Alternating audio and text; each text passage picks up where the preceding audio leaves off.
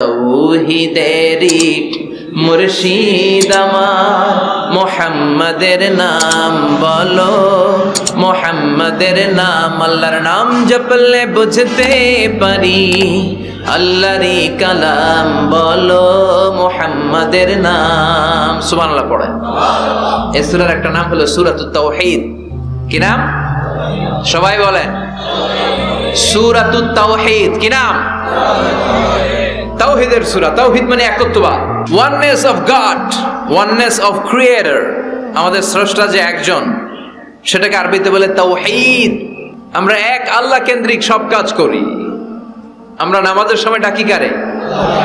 আজানের সময়, একামতে, জবাই, কুরবানি, স্লোগান, সবকিছুতে কান্না, এটার বলে তাওহীদ। আর এই তাওহীদের বিপরীত হচ্ছে শিরক। আল্লাহ ছাড়া অন্য কারো কাছে হাত পাতা। আল্লাহর সামনে মসজিদে যে মাথা না নুয়ে মাজারে যে মাথা নত করে বাবার কাছে চাওয়া, আছে না নাই? দয়াল বাবা রে দয়া করো আমারে, দয়াল খাজা রে দয়া করো আমারে, আছে না নাই? বাবা খাজা কেউ দয়া করতে পারে না, দয়া করার মালিক কে? আল্লাহ। এজন্য বলতে হবে দয়াল আল্লাহ রে দয়া করো আমারে। পড়েন, দয়াল আল্লাহ রে দয়া করো আমারে।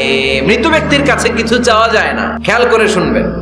আল মাইয়িতু ফিল কবর কাল গরিকু ফিল বাহর। সাঁতার না জানা ব্যক্তি সাগরে পড়ে গেলে যেমন অসহায়, কবরে চলে গেলে মানুষটা এরকম অসহায়, সে চেয়ে থাকে আপনারা কি পাঠাইবেন, আপনারা তার জন্য কি পাঠান, এটার জন্য সে ওয়েট করে। সে কিছু পাঠাতে পারে না, সে আপনার বিপদ থেকে উদ্ধার করতে পারে না, সে আপনার মনের আশা পূর্ণ করতে পারে না। আপনার মনের আশা পূর্ণ করতে পারে শুধু একটা সত্তা। চিল্লায় বলেন যিনি কে? এটার নাম তাওহীদ। এটার নাম কি? এজন্য খাজা বাবার দরবারেতে কেউ ফিরে না খালি হাতে। এগুলো বলবেন কখনো? কেউ ফিরে না খালি হাতে, খাজারে তোর দরবারেতে, বলে না? এটা কি সত্যি? কত দরবার থেকে কত লোক খালি হাতে ফিরে। দামি ঘড়ি পরে গেছে, ঘড়ি চুরি হয়েছে, খালি হাতে ফিরে। পকেট ভর্তি টাকা নিয়ে গেছিল, টাকা চুরি হয়ে যায়, খালি পকেটে ফিরে, আছে না নাই? এক দরবার থেকে কেউ কোনোদিন খালি হাতে ফিরে না। চিৎকার করে বলেন দরবারটা কার? কেউ ফিরে না খালি হাতে, আল্লাহরে তোর দরবারেতে। পড়েন, কেউ ফিরে না খালি হাতে। মনে থাকবে? এটার নাম তাওহীদ, এটার নাম। আর এর বিপরীত হচ্ছে শিরক। বিপরীত কি? ইন্নাল্লাহা লা ইয়াগফিরু আন ইউশরাকা বিহি ওয়া ইয়াগফিরু মা দুনা যালিকা লিমান ইয়াশা। আল্লাহ বলেন তিনি সব গুনাহ মাফ করে দিতে পারেন, সব গুনাহ তিনি ক্ষমা করে দেন, সব পাপ তিনি মার্জনা করে দেন, শুধুমাত্র শিরকের পাপ ছাড়া। কোন পাপ ছাড়া? মনে থাকবে? শিরক করছেন তো মরছেন, শিরক করেছেন তো মরেছেন। ক্যান্সারের অ্যান্সার আছে, শিরকের কোনো অ্যান্সার নাই, কারণ আল্লাহ সব মাফ করে, এটা মাফ করে না। ইন্না শিরকা লা যুলমুন আযীম। এটা মহাপাপ, সব পাপের বড় পাপ, সব পাপের বাপ। এটার নাম শিরক। এটার নাম কি? চাবো আল্লাহর কাছে, চাবো, সেজদা দিব আল্লাহর কাছে, সেজদা দেব। আশা আকাঙ্ক্ষা জ্বালা যন্ত্রণা সব দূর করে দিতে পারে একজন। চিৎকার করে বলেন তিনি কে? বিশ্বনবী বলেন হাদিসে কুদসিতে আল্লাহ ফরমান, কিয়ামতের কঠিন ময়দানে পাহাড় পরিমাণ গুনাহ নিয়ে, সাগরের অথই জলরাশি পরিমাণ গুনাহ নিয়ে, ও বান্দা যদি তুমি আমার কাছে হাজির হয়ে যাও, ওই গুনার মধ্যে যদি শিরকের কোনো গুনাহ না থাকে, তাহলে আমি আল্লাহ পাহাড় পরিমাণ, সাগরের জলরাশি পরিমাণ ক্ষমার দয়া নিয়ে তোমার কাছে হাজির হয়ে যাব। লাইন আশরাকতা লা ইয়াহবাতান্না আমালুক ওয়া লা তাকুনান্না মিনাল খাসিরিন। যদি শিরক করো তোমার সব আমল শেষ। আপনার রোজা, আপনার নামাজ, আপনার জিকির, আপনার হজ, সবগুলোর বরবাদ করে দিবে কে? এজন্য আমরা যখন নামাজে দাঁড়াই, আল্লাহ বলে নামাজ পড়ে আগে ঘোষণা দে তুই মুশরিক না মুওয়াহিদ। আমরা পড়ি ইন্নী ওয়াজ্জাহাতু ওয়াজহিয়া লিল্লাযী ফাতারাস সামাওয়াতি ওয়াল আরদা হানিফাও ওয়া মা আনা মিনাল মুশরিকিন। ওয়া মা আনা মিনাল মুশরিকিন এর মানে কি? আমি মুশরিক না। আল্লাহ আমি মুশরিক না, আল্লাহ আমি মুশরিক না। আবার যখন আরাফার ময়দানে লক্ষ লক্ষ হাজী সাহেবান ইজার আর রিদা, সাদা রঙের একটা চাদর পরে, সাদা রঙের একটা লুঙ্গি পরে, চোখের পানি ছেড়ে আরাফার ময়দানে কাঁদে। আল্লাহ বলে কান্না করবি পরে, আগে বল শিরক করস নাকি? আমরা বলি লাব্বাইক আল্লাহুম্মা লাব্বাইক, লাব্বাইক লা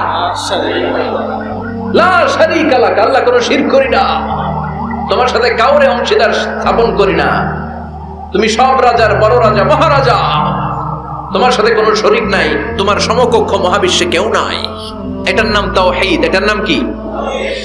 এজন্য শিরকের সাথে আমাদের কোনো ধরনের সম্পর্ক নাই। বিশ্বনবী বললেন শিরক হচ্ছে আখফা মিন দাবিবিন নামাল, পিঁপড়ার গুটি গুটি পায়ের চেয়েও ভয়ঙ্কর। পিঁপড়া যেমনি গুটি গুটি পায়ে হেঁটে হেঁটে মিষ্টির দোকানে ঢুকে যায়, যেখানে মিষ্টি রেখেছেন, মিষ্টি জাতীয় খাবার রেখেছেন, ওই পাতিলের ভেতরে লুকিয়ে লুকিয়ে গুটি গুটি পায়ে যেমনি পিঁপড়া ঢুকে যায়, তেমনি শিরক করলে শির গুটি গুটি পায়ে আপনার দেহের ভেতরে ঢুকে আপনার ঈমানকে বরবাদ করে সারখার করে দিবে, শেষ হয়ে যাবে আপনার ঈমান। এজন্য শিরকের সাথে আমাদের কোনো সম্পর্ক আছে? শিরকের সাথে যে সম্পর্ক নাই, তাওহীদে যে আমাদেরকে বিশ্বাসী হতে হবে, সেই লক্ষ্যে আল্লাহ তাআলা এই সূরার আরেকটা নাম দিলেন, সেটা হচ্ছে সূরাতুত তাওহীদ। সেটার নাম কি? তাহলে সূরাতুল ইখলাসে শুধু সূরাতুল ইখলাসের নাম নয়, এটার আরেকটা নাম কি মনে থাকবে সবার? এই সূরার আরেকটা নাম হচ্ছে সূরাতুল মা'রিফা। সূরাতুল, কথা বলেন, জোরে বলেন। আপনাদের জিমানি ধরছে? 2-4 জনই কয়, বাকিরা কয় না। বাকিরা কয় না, ক্লাস করুন না, আপনি পড়ায় যান। আছে না নাই? এই সূরার নাম সূরাতুল মা'রিফা। চিল্লায় বলেন কি নাম? এইভাবে উত্তর করতে হবে, মা'রিফা। মা'রিফা মানে জানা বা চিনা। মা'রিফা মানে কি? জানা বা চিনা।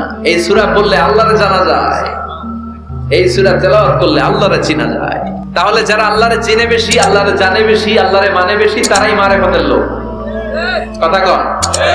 কিন্তু আমগো বাংলাদেশে এটার নাম দিয়েছে মারেফত। মারিফা এটার নাম দিয়েছে কি?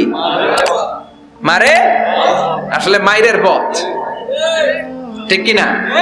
ইসলামের সৌন্দর্য, the beauty of Islam, the distorted the beauty of Islam. ইসলামের সৌন্দর্যকে তারা নষ্ট করেছে। এরকম আছে না? নামাজ পড়ে না, রোজা রাখে না, পর্দা করে না, চুলের মধ্যে জট পাকিয়ে রাখে, লাল শালু পরে ঘুরে বেড়ায়, আর বলে কলব পরিষ্কার তো সব পরিষ্কার। এরকম ডাকাইত আছে না নাই? দোদেল বান্দা কালমা চোরে, না পায় শ্মশান না পায় ঘর, দিন থাকিতে আয়রে পথে ছাইড়া দে ভণ্ডামি, ভণ্ডামি ভণ্ডামি ভণ্ডামি, ছাইড়া দে ভণ্ডামি। এগুলো হলো ভণ্ডামি। কথা বলেন। নামাজ কালাম পড়ে না, ইবলিস শয়তানের নানা, কালা কুচু হয় না এগুলা। নামাজ নাই, তোর সাথে আমার কথা নাই, ঠিক কিনা? ও মারেফত শিখায় আমাদের। কি শিখায়? মারেফত। আমরা যে কত মারেফত আগে শিখে রাখছি ওইটা জানে না। যারা ইখলাসের সাথে আল্লাহর উপর তাওয়াক্কুল করে, ওরা হচ্ছে আহলুল মারেফা। চিল্লায় বলো ঠিক কিনা? নামাজ রোজা করে না, ইবলিস শয়তানের নানা, ধর্মের একখান খুঁটি ধইরা কয়দিন করবা হয়রানি, ভণ্ডামি ভণ্ডামি ভণ্ডামি, ছাইড়া দে ভণ্ডামি। এরকম ভণ্ড আছে না নাই? এদের সাথে ইসলামের কোনো সম্পর্ক নাই। এই সূরার নাম সূরাতুল মা'রিফা। এই সূরা পড়লে আল্লাহরে জানা যায়, আল্লাহরে চেনা যায়, ঠিক কিনা? তাহলে শিখলেন এই সূরার একটা নাম সূরাতুত তাওহীদ, আরেক নাম সূরাতুল মা'রিফা। এই সূরার আরেকটা নাম সূরাতুস সামাদ। সূরাতুস সামাদ, কেননা এই সূরার ভেতরে সামাদ শব্দটা আছে না নাই?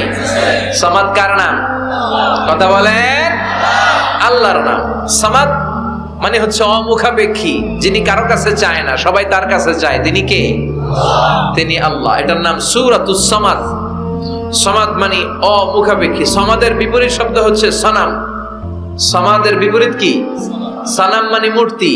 সানাম মানে মূর্তি। জাহেলি যুগে বিশ্বনবীর কাছে যখন সর্বপ্রথম তাওহীদের দাওয়াত আসলো, ওই সময় একটা লোক মূর্তির পূজা করত, মূর্তিটারে খুব দেখভাল করত, যত্ন করত, আদর সোহাগ করত, আর রাত্রিবেলা এটার সামনে মিষ্টি দই হালুয়া সিরা রাইখা কেঁদে কেঁদে মনের জ্বালার কথা মূর্তির কাছে কইতো। সে ভাবতো এটাই আমার বড় খোদা। সে কি ভাবতো? এটাই আমার এটারে বললেই এটাই আমার বিপদ থেকে মুক্তি দিবে, আমাকে পরিত্রাণ দিবে, আমাকে সেভ করবে এটা। এভাবে সে আল্লাহকে বাদ দিয়ে মূর্তির ইবাদত করত, মূর্তিকে খুব যত্ন করত। একদিন কোন এক কাজে মূর্তিটাকে রেখে এসে ঘরের বাইরে গেল, এক পাশে গেল। কাজ শেষে এসে দেখে তার এই মূর্তির গায়ে পানি। মূর্তিটাকে দেখতে মনে হচ্ছে যে কে যেন গোসল করায় গেছে, পানি। তো সে ভাবলো যেহেতু আমার খোদার গায়ে পানি, এটা নিশ্চয়ই ভালো পানি হবে। He thought it is the water of mercy and blessings. সে ভাবলো it could be the water of rahmah. এটা মনে হয় রহমতের পানি হবে, যেহেতু খোদার গায়ে পানি। তো রহমতের গায়ে পানি শুকিয়ে যাওয়ার আগে খেয়ে ফেলি, তাহলে সব রহমত ঢুকবে কই? পেটে। When he thought it is the water of rahmah, water of mercy and blessings, he started to suck it with his tongue. সে জিহ্বা দিয়ে চাটতে শুরু করছে, চেটে চেটে সব রহমত নিয়ে নিচ্ছে পেটে। When he started to suck it, he found the taste is little bit bitter. The taste is weird. জিহ্বা দিয়ে যখন চাটতে শুরু করছে তখন সে পেল যে এটার স্বাদটা কেমন যেন কটা কটা লাগে, লবণাক্ত, একটু টক টক, হাজমুলার মতো লাগে। কিসের মতো? কিরে এরকম লাগে কেন? If it is the water of mercy, it should be sweeter. এটা যদি রহমতের পানি হয় এটা সুইট হবে, মিষ্টি হবে। এটা টক লাগে কেন, কটা লাগে কেন, ঘটনা কি? খুঁজতে লাগলো ডানে বায়ে, খুঁজতে খুঁজতে দেখে ঘরের পাশে দুইটা খ্যাকশিয়া। অনেকে এই বর্ণনাটা দিতে যে কুকুরের কথা বলে, কিন্তু হাদিসে এসেছে খ্যাকশিয়া, সালাবান, দুইটা খ্যাকশিয়া। দেখতো যে একটা খ্যাকশিয়াল এখনো পা উঁচু করে রাখছে, মাঝখান থেকে রহমতের পানি এখনো কিছু পড়ছে, just dropping the water of রাহমা, এখনো পড়তেছে টপ টপ। বোঝা যায় না? বোঝা যায়। টনক নড়েছে তার ঘুমন্ত বিবেক এবার জেগেছে। এবার সে চিন্তা করলো, হায় হায়, এতক্ষণ ভাবছি রহমতের পানি, এখন দেখি কুত্তার মুত, এখন দেখি খ্যাকশিয়ালের পেশাব। সর্বনাশ, কি করলাম এতটা বছর, এত টাকা, এত পয়সা, এত আদর সোহাগ যত্ন এটারে দিলাম, কি দিল তার বিনিময়ে সে আমাকে? যে একটা খ্যাকশিয়ালের পেশাব থেকে, কুকুরের পেশাব থেকে নিজের বাঁচাতে পারে না, সে জাহান্নামের আগুন থেকে কিয়ামতের দিন আমারে কেমনে বাঁচাবে? রাগের চোটে খোদারে ধরে দিছে আসার। খোদারে ধরে কি করছে? এক আসারে খোদার হাত পাও নাই, ভাঙ্গা খোদারে নিয়া দৌড়ে দৌড়ে বিশ্বনবীর কাছে এসেছে। এসে বলল, আব্দুল্লাহর বেটা মোহাম্মদ, এতদিন ভাবছি এটা খোদা, এখন দেখি হুদা। হুদা হুদা এটার পিছনে ঘুরছি, এটার কোনো পাওয়ার নাই, সব পাওয়ার আছে একজনের। চিল্লায় বলো, তিনি কে? ঝিনুকের ভেতর লুকিয়ে থাকে যেমন মতি, ঝিনুকের ভেতর লুকিয়ে থাকে যেমন মতি, কালমা শাহাদাতে আছে আল্লাহর জ্যোতি, কালমা শাহাদাতে আছে আল্লাহর জ্যোতি। পড়েন পড়েন। ঝিনুকের ভেতর লুকিয়ে থাকে যেমন মতি, ঝিনুকের ভেতর লুকিয়ে থাকে যেমন মতি, কালমা শাহাদাতে আছে আল্লাহর জ্যোতি, কালমা শাহাদাতে আছে আল্লাহর জ্যোতি। সুবহানাল্লাহ পড়ে। এসে বলে, আব্দুল্লাহর বেটা মোহাম্মদ, ভাবছিলাম খোদা, এখন দেখি হুদা, আর এটারে ডাকতে চাই না, তুমি আমারে পড়ায় দাও লা ইলাহা ইল্লাল্লাহ মুহাম্মাদুর রাসূলুল্লাহ। কালিমা পড়ে মুসলমান হয়ে গিয়েছে। সুবহানাল্লাহ পড়ে। এজন্য এই সূরার একটা নাম হচ্ছে সূরাতুস সামাদ।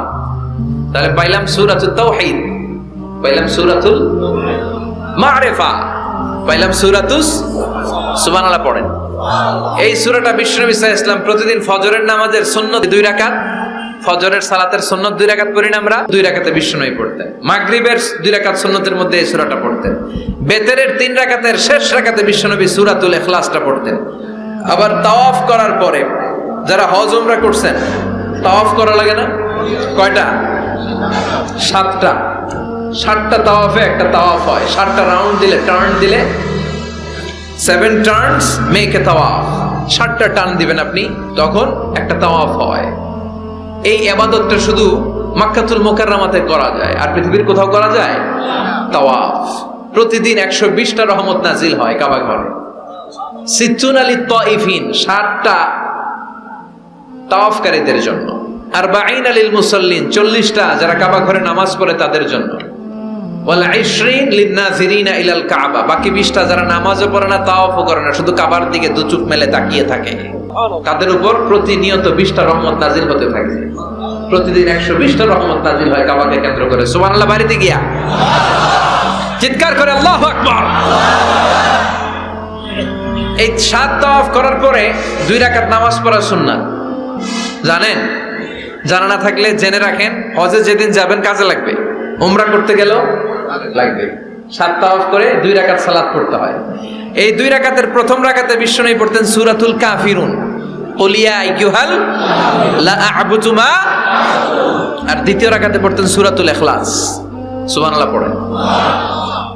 আবার বিশ্বনবী এই সূরাকে বলেছেন সুলুসুল কোরআন, কোরআনের 3 ভাগের 1 ভাগ। একবার কেউ যদি তাজবিদের সাথে সূরাতুল ইখলাস তেলাওয়াত করে, রব্বুল আলামিন তার আমলনামায় 10 পারা কোরআন তেলাওয়াতের সওয়াব দিয়ে দিবে। 2 বার তেলাওয়াত করলে 20 পারার সওয়াব দেয়া হবে। 3 বার যদি কেউ এই ছোট্ট সূরাটা কেবলমাত্র 3 বার তেলাওয়াত করে, পুরো কোরআন খতমের সওয়াব আমলনামায় দিবে কে? ফজিলত কম না বেশি? টের পাচ্ছেন তো ফজিলতটা? 3 বার পড়লে পুরো কোরআন কভার। কোন কোন মুহাদ্দিসিন বলেছেন না, বিশ্বনবী সুলুসুল কোরআন দ্বারা 1/3 অফ দ্য বুক দ্বারা এটা বুঝায় নাই। বিশ্বনবী বুঝিয়েছেন পুরো কোরআনটাকে যদি প্রেসাইজ করা হয়, কনসাইজ করা হয়, যে হুজুর পুরো কোরআনের সব কথাগুলোর আপনি প্রেসাইজ করে 3 শব্দে আমারে বলেন যে পুরো কোরআন আল্লাহ কি বলেছেন, তাহলে আমি বলবো কোরআনে আল্লাহ আপনাকে বলেছেন তাওহীদের কথা, বলেছে রিসালাতের কথা, আর বলেছে আখিরাতের কথা। তাহলে পুরো কোরআনের মৌলিক কথা 3টা। 1 নাম্বার তাওহীদ, 2 নাম্বার রিসালাত, 3 নাম্বার সবাই বলেন 1 নাম্বার, 2 নাম্বার, 3 নাম্বার।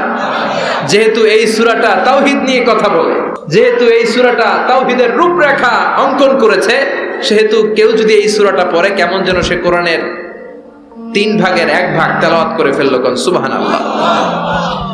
এজন্য এটাকে বিশ্বনবী বলেছেন সুলুসুল কোরআন, 1/3 অফ দ্য বুক। হয় একবার বললে 10 পারা, 2 বার 20 পারা, 3 বারে পুরো খতম, না হয় অন্তত তাওহীদের সব বিষয়গুলো আপনার অন্তরের মধ্যে ঢুকে যাবে। চিল্লায় কোন আল্লাহু আকবার। অনেক বরকতের সূরা। বিশ্বনবী মুহাম্মদ রাসূলুল্লাহ সাল্লাল্লাহু আলাইহি ওয়াসাল্লাম মক্কা থেকে মদিনায় হিজরত করে আসলেন। মদিনায় যাওয়ার আগে কোবা পল্লী, যারা হজ উমরায় গিয়েছেন, মক্কা থেকে মাত্র 5 কিলোমিটার দূর একটা মসজিদ আছে, মসজিদে কোবা। প্রতিদিন শনিবার বিশ্বনবী মসজিদে নববী থেকে কোবা মসজিদে হেঁটে হেঁটে যে 2 রাকাত নামাজ পড়তেন। কেউ যদি অজু করে, ঘর থেকে অজু করে যে কোবার মসজিদে নামাজ পড়ে, তার আমলনামায় আল্লাহ একটা কবুল উমরা হজের সওয়াব দিয়ে দিবে। এজন্য দেখবেন প্রতি শনিবারে কোবা মসজিদে ভিড়। আমি যতবার গিয়েছি সৌদিতে, প্রত্যেক শনিবারে ওখানে জিয়ারত করেছি। শনিবারে যে কোবা মসজিদে আপনি নামাজ পড়বেন। এই কোবা মসজিদ তৈরি করে বিশ্বনবী চলে আসলেন মদিনাতুল মুনাওয়ারাতে। এসে তিনি জায়গা চুজ করলেন, কোথায় হবে আমার মসজিদ, লোকেশন চুজ করলেন। বিশ্বনবী লোকেশন চুজ করতে পারতেন খুব ভালো। খুঁজে খুঁজে এমন একটা জায়গা তিনি বাছাই করলেন, সেন্টার অফ দ্য সিটি, এটা শহরের একেবারে মাঝখানের জায়গা। বিশ্বনবী বললেন এই জায়গা আমার লাগবে। সুবহানাল্লাহ কইবেন না? কি জ্ঞান, কি বুদ্ধিমত্তা, কি ফিলোসফি ছিল বিশ্বনবীর। সব জায়গায় বিশ্বনবীর এই অভাবনীয় বুদ্ধিমত্তা। বিশ্বনবী যখন কোনো যুদ্ধে যেতেন, যুদ্ধ ডান দিকে, যুদ্ধ কোন দিকে? কিন্তু সেনাপতি নিয়ে বের হইতেন বাম দিকে, বের হইতেন বাম দিক দিয়ে, গুইরা টুইরা ওই দিকে যাইতেন। সুবহানাল্লাহ কইবেন না? যাতে কেউ কল্পনাই করতে না পারে কোথায় অ্যাটাক করবে। এটা হচ্ছে সেনাপতির যুদ্ধ কৌশল। বিশ্বনবীর যুদ্ধ যদি হতো বাম দিকে, উনি বের হইতেন ওইদিকে। বিশ্বনবীর যুদ্ধ হলো সামনে, মদিনা থেকে তিনি পিছনের রাস্তা দিয়ে অনেক দূরে চলে যেতেন। সেখান থেকে মরুভূমির পথ পাড়ি দিয়ে তারপর যুদ্ধের ময়দানে যেতেন। বুদ্ধিমত্তা, intellectual power. He was a very good mediator ever in the world. পৃথিবীর সবচাইতে বেশি কূটনৈতিক বুদ্ধি সম্পন্ন মানুষ করে আল্লাহ তাআলা বিশ্বনবীকে বানিয়েছেন। ওয়াজ এ ভেরি গুড মিডিয়েটর।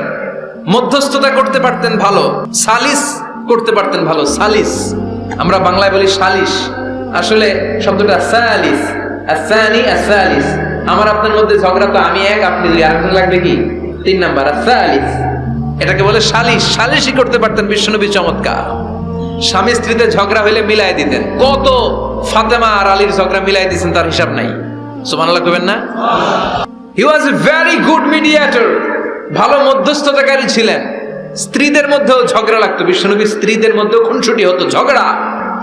বিশ্বনবীর একমাত্র ভার্জিন কুমারী স্ত্রী ছিল আয়েশা রাদিয়াল্লাহু তাআলা আনহা।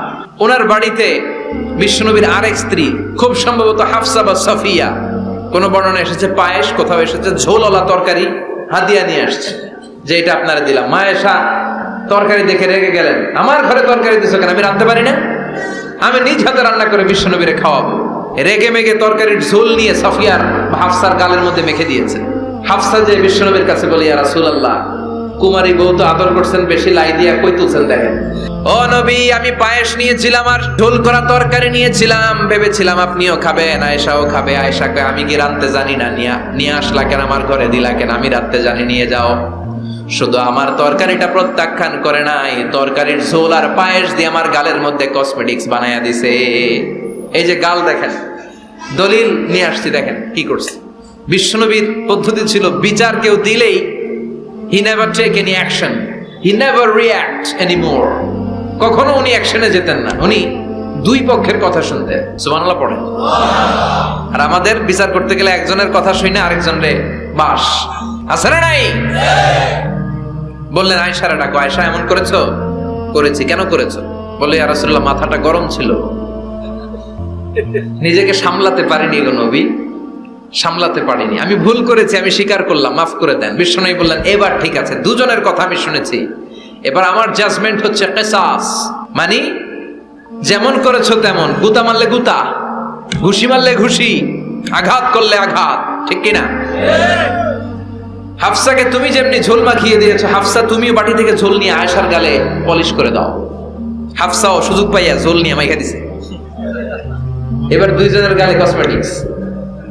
বিশ্বনবী মুচকি হাসলেন, আরশের উপর থেকে খুশি হয়ে গেল কে? আল্লাহ। এটা হচ্ছে বিশ্বনবীর বিচার করার বুদ্ধিমত্তা। হি ওয়াজ এ ভেরি গুড মিডিয়েটর। ঝগড়া লাগলেই, বুখারীতে একটা চ্যাপ্টার আছে, চ্যাপ্টারের নাম হচ্ছে ইযহাবু বিনা নুসলিহ বাইনাহুম। চ্যাপ্টারের নাম আমাকে নিয়ে চলো, আমি মিলাইয়া দিব। চ্যাপ্টারের নাম কি? আমাকে নিয়ে যাও, আমি মিলাইয়া দিয়ে আসবো। কত জায়গায় যে বিশ্বনবী যে মিলাইয়া দিয়ে আসতেন। মক্কা থেকে তিনি যখন মদিনায় এসেছেন, মদিনার দুইটা গোত্র ছিল, আউস আর খাজরাজ। এদের এই দুই গোত্রের মধ্যে 100 বছরের মারামারি, 120 বছরের যুদ্ধ, কেউ থামাতে পারে না। থামাতে পারবে কি করে? বাবা যখন মারা যায়, ছেলেরা বলতো আমারে মারছিল, তোরাও মারবি। কেউ যখন ইন্তেকাল করে ওসিয়ত করে যেত, আমারে কোপাইছে, তোরাও কোপাবি, কোপায়া সাইজ করে ফেলবি। তো সবাই সবার রাগ আর ঝাল মেটানোর জন্য এরকম ছেলে মেয়েদেরকে ওসিয়ত করে যেত যে এই যুদ্ধ যেন বন্ধ না হয়, আমার প্রতিশোধ তুই নিবি বাবা। এরকম ডাকাইত কিছু লোক আছে না নাই? দাউ দাউ করে আগুন শুধু জ্বালাতে চায়। 120 বছরের যুদ্ধ কেউ থামাতে পারে না। বিশ্বনবী মক্কা থেকে মদিনায় হিজরত করলেন। মদিনায় যে উভয় পক্ষরে নিয়ে বসলেন, উভয় পক্ষের সব কথা শুনলেন। এরপরে কথা শোনার পরে মাত্র 7 দিনের ব্যবধানে বিশ্বনবী 120 বছরের যুদ্ধ মিটায় দিলেন।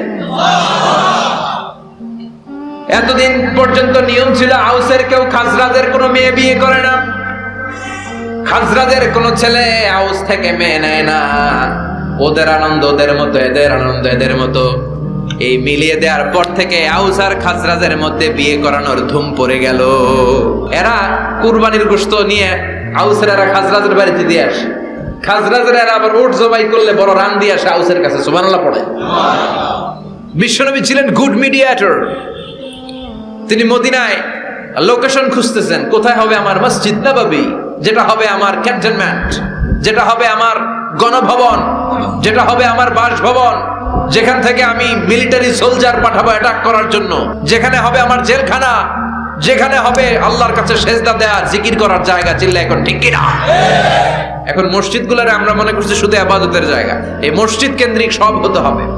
আপনি গোটা বিশ্বে দেখেন, বাংলাদেশের ছোট্ট একটা চিপার মধ্যে একটা মসজিদ দাঁড় করা হয়েছে। মসজিদ হবে অনেক বড় এরিয়া নিয়ে, পার্কিং লট থাকবে বড় বড়। মসজিদের একতলায় থাকবে কমিউনিটি সেন্টার, এক জায়গায় থাকবে হিজামা সেন্টার, এক জায়গায় থাকবে রুকিয়া সেন্টার, আরেক জায়গায় খতিব সাহেব সোশ্যাল কাউন্সিলিং করবে। যুবকদের কি সমস্যা, নারীদের কি সমস্যা, বিধবাদের কি সমস্যা, কার কি মাসালা জানার আছে, লিগ্যাল অপিনিয়ন জানার আছে, খতিব সাহেব সোশ্যাল কাউন্সিলিং করবে। চিল্লা এখন ঠিক কিনা? এইভাবে গোটা বিশ্বব্যাপী মসজিদ কেন্দ্রিক কাজ হয়। এদেশে মসজিদে শুধু নামাজ, আর কিছু নাই। বিশ্বনবী লোকেশন তালাশ করতেছেন, কোথায় বানানো যায় মসজিদ নববী। খুঁজতে খুঁজতে এমন জায়গায় বিশ্বনবী চয়েস করলো, ওটা ছিল ছাগল ঘোড়া এগুলোর আস্তাবল। কিছু জায়গায় খেজুর গাছের ভাঙা ক্ষেত, আর কিছু জায়গায় কাফির মুশরিকদের কবরস্থান। এখন এই জায়গায় মসজিদ করা তো কঠিন। বিশ্বনবী বললেন, না, আমার নজর এক জায়গায় যদি পড়ে ওইখান থেকে আমি ফিরাই না সহজে, ট্রাই করো, এটাই আমার লাগবে মসজিদে নববী। বিশ্বনবী বললেন, ছাগল গরুর আস্তাবলকে সমান করো, খেজুর গাছ ভাঙা যেগুলো আছে খেজুর গাছগুলোর কেটে ফেলো, কাফের মুশরিকদের যত কবরস্থান আছে কবরস্থান থেকে হাড্ডি গুড্ডি এখান থেকে নিয়ে অন্য জায়গায় দাফন করো। সুবহানাল্লাহ। মসজিদে নববী শুরু হয়ে গেল। নিজ হাতে পাথর কেটে কেটে তিনি মসজিদে নববী বানালেন। আর এর আগে যেটা বানায় আসছে ওটার নাম মসজিদে কুবা। ওটার নাম কি? আপনাদের এলাকায় অনেক জায়গায় আছে না মসজিদে কুবা? কুমিল্লাতে একটা আছে, আছে না? 2 জায়গায়। এই মসজিদে কুবাতে বিশ্বনবী সাল্লাল্লাহু আলাইহি ওয়াসাল্লাম এক সাহাবাকে ইমাম বানায় দিয়ে আসলেন।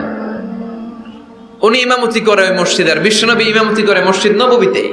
মসজিদে কুবার যে ইমাম, তিনি প্রতি রাকাতে জাহরি কেরাতে মানে মাগরিব এশার ফজরের সালাতে প্রত্যেক রাকাতে সূরা ফাতিহার পরেই এই সূরা ইখলাস পড়ে। শুনতেছেন? প্রত্যেক রাকাতে সূরা ফাতিহার পরে কি পড়ে? ইখলাস। মাগরিবের প্রথম রাকাতেও ইখলাস, দ্বিতীয় রাকাতেও ইখলাস, এশার প্রথম রাকাতে ইখলাস, দ্বিতীয় রাকাতেও ইখলাস। ইখলাস পরে এরপর অন্য একটা সূরা পড়ে, কিন্তু শুরু করে ইখলাস দিয়ে। ফজরের প্রথম রাকাতেও ইখলাস, দ্বিতীয় রাকাতেও। মুসল্লিরাকে পাইছি কি? পাইছি কি? খালি ইখলাস, খালি ইখলাস যে ধরছে। আপনি পাইছেন কি বলেন? ইমাম সাহেব বলে, কিছুই পাই নাই, আমার মন চায় আমি পড়ি, তোর মন চাইলে তুই পড়, নাইলে যা। তোর কমিটির সভাপতি সেক্রেটারি এই মসজিদের ইমাম হিসাবে আমার নিয়োগ দেয় না, নিয়োগ দিছে বিশ্বনবী। আমার নিয়োগ যদি বাতিল করতে হয় লাগবে বিশ্বনবীরে তুই ভাগ। তোমার মনে চাইলে পড়ো, নাইলে অন্য মসজিদে পড়ো, যাও মিয়া। এটা তো সভাপতির সেক্রেটারির নিয়োগ দেয়া মসজিদ না, এটা নিয়োগ দিয়েছে বিশ্বনবী, ঠিক কি না? নিয়োগ বাতিল করলেও কে করবে? বিশ্বনবী। সবাই বিশ্বনবীর কাছে যে বললো, ইয়া রাসূলুল্লাহ, এমন ইমাম আপনি দিয়ে আসছেন, উনি ইখলাস ছাড়া আর কিছু পড়ে না। বিশ্বনবী বললেন, তাই নাকি? এমন করে কেন? ডেকে আনো। ডেকে আনা হলো। বিশ্বনবী বললেন, ওরে সাহাবী, ঘটনা কি হাসা? কয় হাসা। প্রতি রাকাতে সূরা ইখলাস পড়ো, তোমার কি কোরআন থেকে অন্য কোন সূরা মুখস্থ নাই? সাহাবী বলে, নবী, সব মুখস্থ আছে, কিন্তু এই সূরাটা আমার পড়তে ভালো লাগে, কারণ ফিহি সিফাতুর রহমান, এই সূরার ভেতরে আমার আল্লাহর পরিচয় আছে গো নবী। আমার আল্লাহর পরিচয়টা খুব সুন্দর করে দেয়া, আমার রবের কথা এই সূরার পরতে পরতে পাওয়া যায়, এজন্য এই সূরাটা পড়তে আমি বড্ড ভালোবাসি। বিশ্বনবী বললেন, ইমামতি যাবে না, তোরটা পার্মানেন্ট হয়েছে। আল্লাহু আকবার। তোর ইমামতি পার্মানেন্ট করে দিলাম, যেমনে পড়াইতি এমনিই পড়াবি। প্রতি রাকাতে এই সূরাতুল ইখলাস তুমি পড়ো, সমস্যা নাই। এই যে তুমি সূরাতুল ইখলাস পড়ো, সূরাতুল ইখলাসকে ভালোবাসো, আল্লাহ বলেছেন এই ইখলাসের ভালোবাসার কারণে কিয়ামতের দিন আল্লাহ তোরে জান্নাতে ঢুকায়া দিবে।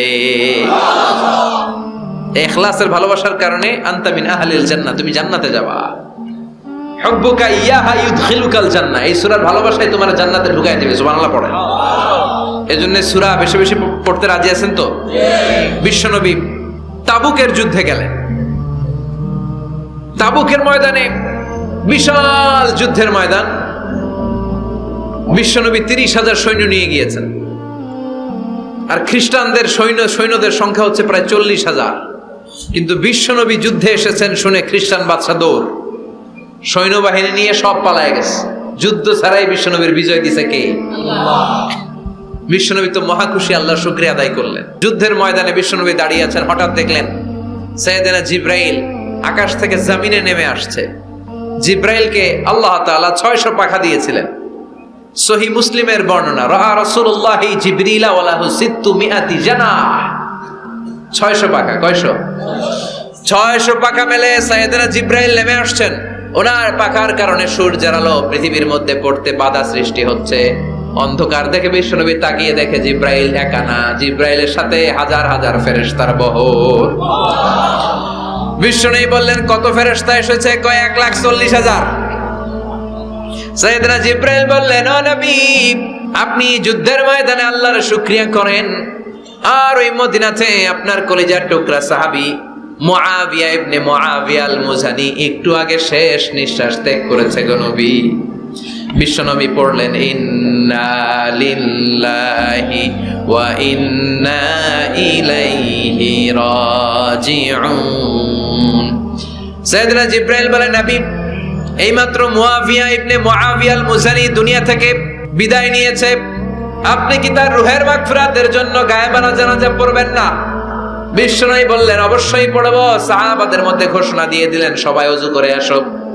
যুদ্ধের ময়দানে আল্লাহ আমাদেরকে বিজয় দিয়েছে, আর খবর পেলাম মদিনাতে আমার সাহাবা মুআবিয়া ইন্তেকাল করেছে। মুআবিয়ার রূহের মাগফিরাতের জন্য আমরা গায়েবানা জানাজা পড়ব। পড়েন সুবহানাল্লাহ।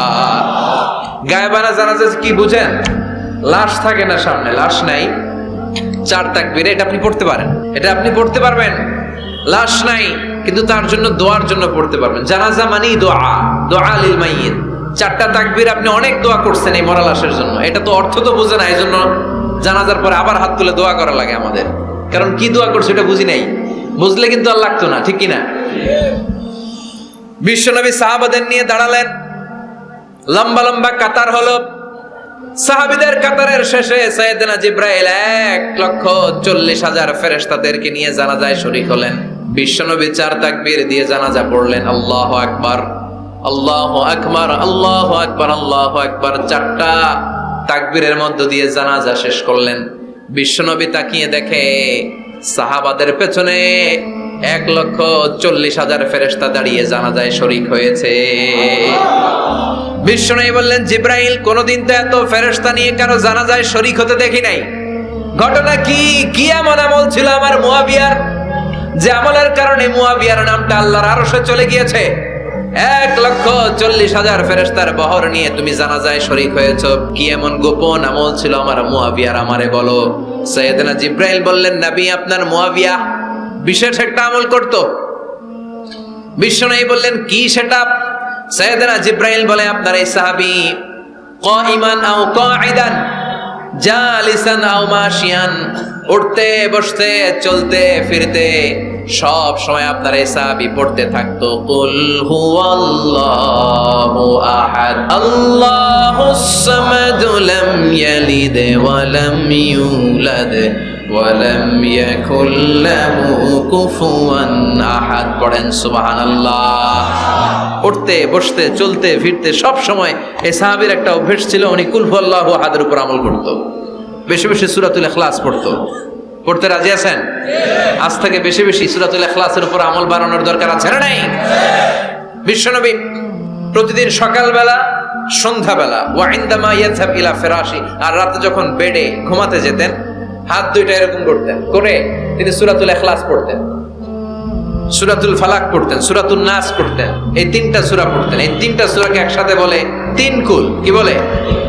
কুল আস-সালাসা, কারণ এই 3টা সূরার শুরুতে কুল আছে না নাই? 3 কুল পড়ে বিশ্বনবী হাতের মধ্যে ফু দিতেন। ফু দিয়ে মাথা থেকে শুরু করে মুছতে মুছতে মুছতে মুছতে পা পর্যন্ত মুছতেন, হাত মুছতেন, সারা দেহের যতটুকু সম্ভব বিশ্বনবী সারা দেহের মধ্যে এই 3 কুল পড়া হাত দুইটা দিয়ে সারা দেহের মধ্যে বিশ্বনবী হাত বুলিয়ে দিতেন, মেসেজ করে দিতেন, সুবহানাল্লাহ। সকালে, সন্ধ্যায়, আর রাতের বেলা বিছানায় গেলে। এটা protection from all the bad আইস। যত হিংসুক চক্ষু আছে, যত ভূত পেতনি আর শয়তানের অনিষ্ট আছে, সব থেকে আপনাকে রক্ষা করবে কে? আল্লাহ। এজন্য প্রতিদিন এগুলো পড়বেন। কি কি পড়বেন? এরকম হাত দুইটা মিলায়া সূরা ইখলাস, সূরা ফালাক, সূরা নাস, 3টার বলে একসাথে 3 কুল। কি বলে? আজকে থেকে এটার আমল করা যাবে।